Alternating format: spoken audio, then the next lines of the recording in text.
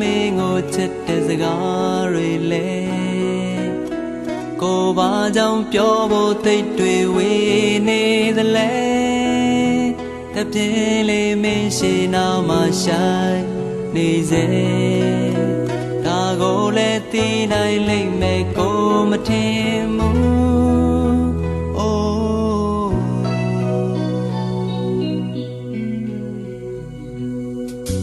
ကဲအခုတော့ဘာပြောမလဲသူဖွင့်ပြောရဲ့တရားနဲ့တွေ့ပြီးကိုဆောက်တဲ့အတွေ့အိမ်လဲလေးတဲ့မှာပဲ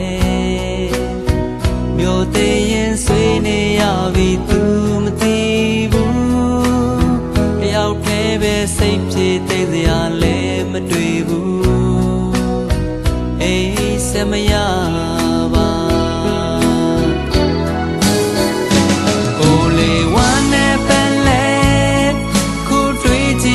တော့ချစ်တာတခုတည်းပဲ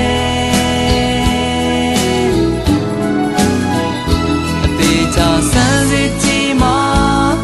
ကိုချစ်သူလိုအင်းဖြစ်ရမလွယ်တဲ့ဘဝစိတ်ဆင်းရဲရမယ်ဆိုရင်သူလေးပဲပြည့်စုံပါစေကိုကတော့စိတ်ခံနိုင်တယ်ပြောတော့ပါခွဲ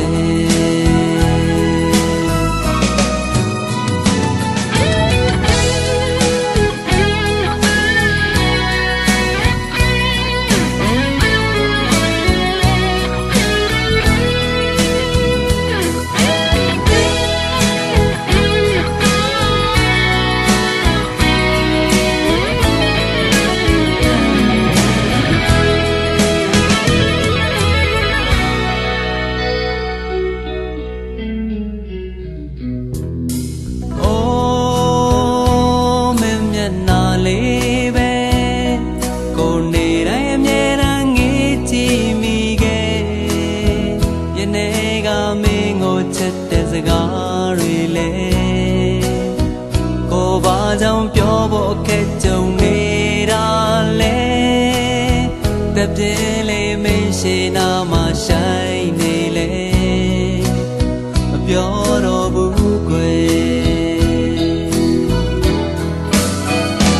ကိုလေးဝမ်းနဲ့ပလဲအခုတွေးကြည့်လိုက်တော့ချစ်တာတခုတည်း